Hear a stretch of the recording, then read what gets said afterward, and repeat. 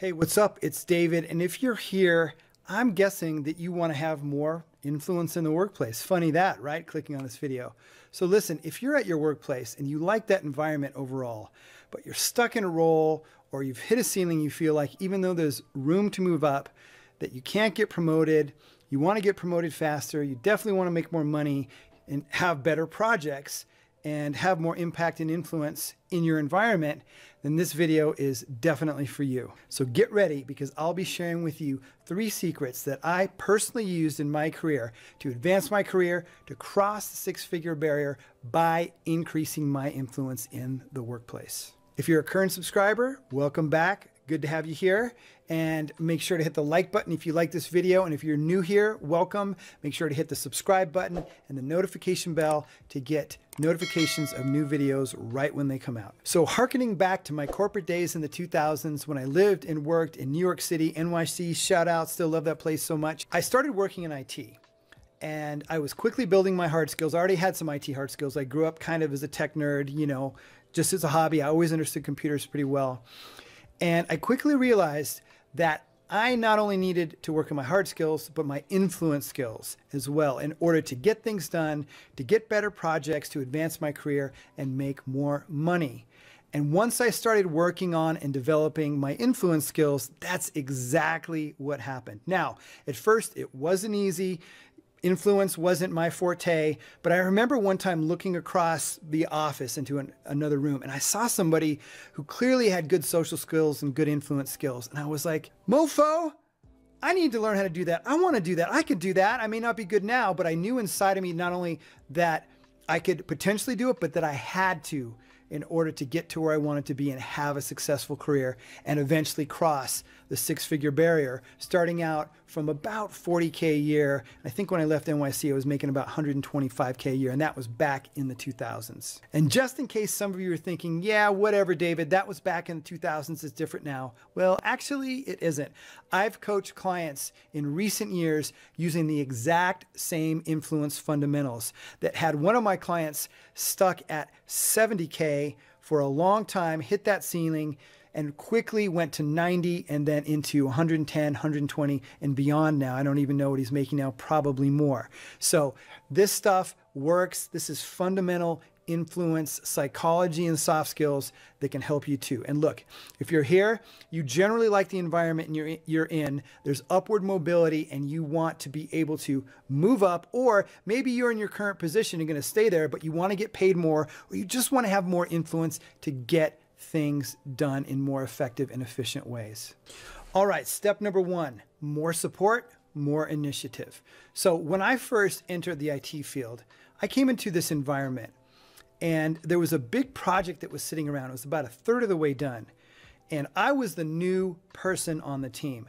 And what I observed was I had two bosses, by the way, 2 managers, and 3 or 4 people, you know, kind of a small IT department. I worked in a law firm that had about 350 attorneys, paralegals, and staff in New York and a couple other offices. And when I was there, immediately I saw that this project was sitting there and the managers were complaining, we got to get this done. I don't know what we're going to do. And nobody seemed to know what to do. And then these other guys around me didn't seem to really want to take initiative on it. And I just saw this opportunity. I said, I'll do it. Here I am, green, didn't know their systems, but I knew that I wanted to succeed. And I also knew that I was offering support. So they said, okay, we'll get you a couple temps. And all of a sudden, I was my own, you know, little mini manager of this project. I had no experience managing people, but I just had this will and this initiative. Now, some of you may not be naturally as ambitious as I was, and that's okay. All you need to do is show a little more initiative at first, right? Face your fears and step through and do that. And just by offering support, you're going to start to stand out. Now, again, you know, not everybody's in this situation, but usually there's ways to offer more support. There's just little things that you can do. And just by making a gesture of offering support, people notice that. Okay, that's a very influential thing. And taking that initiative to move something forward, you know, in a helpful and collaborative way is also something that gets noticed and stands out, because a lot of times people say, well, that's not my job and that's not my job. And if you just make the effort to do it, then that comes across in how you relate to people, how you relate to the work, and higher ups are going to notice that.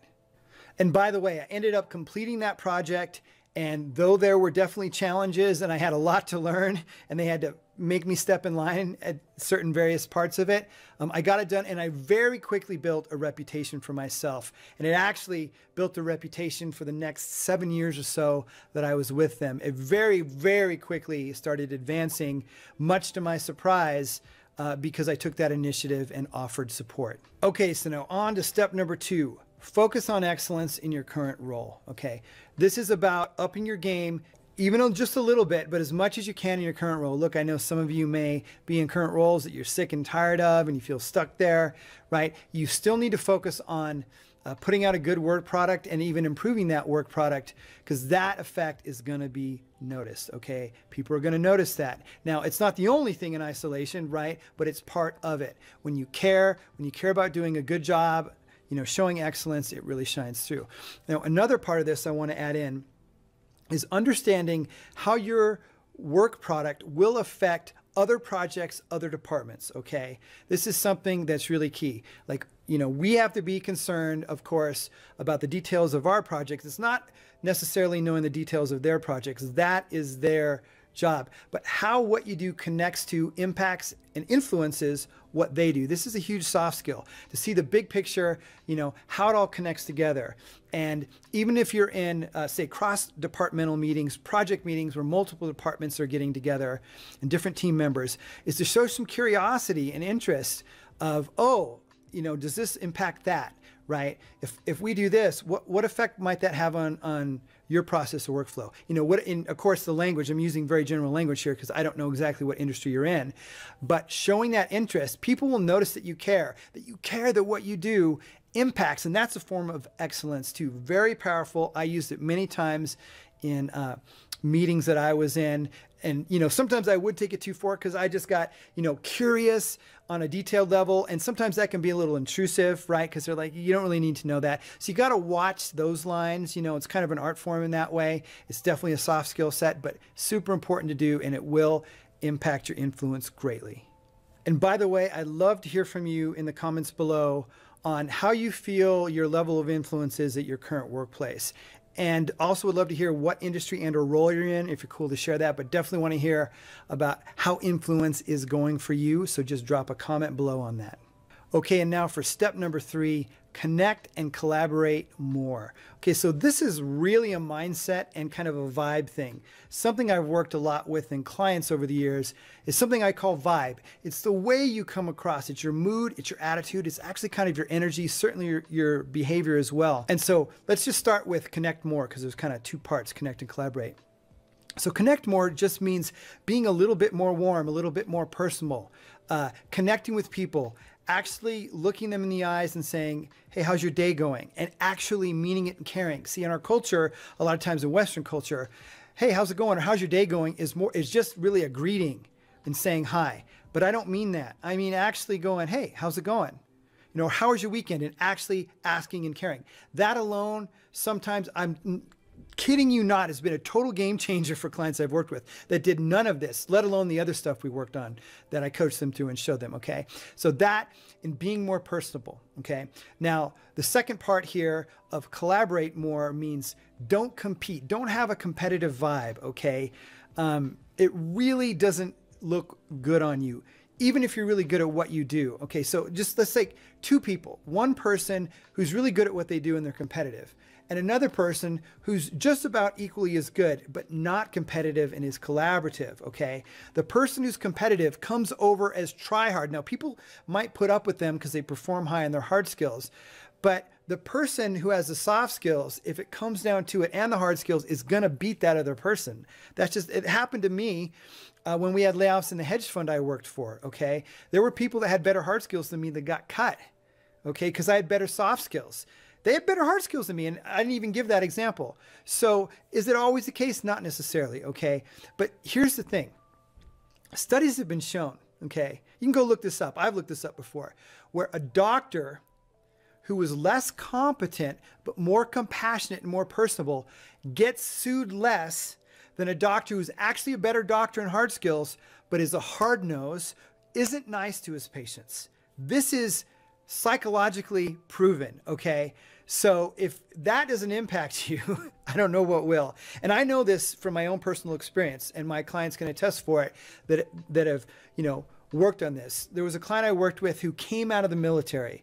He was a nuclear submarine engineer, right? Pretty cool, worked on the nuclear reactors. He got into the civilian sector and he was having problems and challenges because he was so driven moving forward and he was so brash with people that he was getting bad reactions with people. Where in the military, there's a structure and you just followed orders. Well, it doesn't work like that in the world of work. We worked together. I coached him to lighten up, to be more personable, and he actually got stolen from his company by another company, and huge jump in salary. He was already making six figures. I think he went up to like 170, 180 or something, maybe even higher. Got his own team, better job, more leadership, and he didn't even interview for the job or look for it. They came and they sought him out because they noticed when they worked with him, I think they were a vendor of his.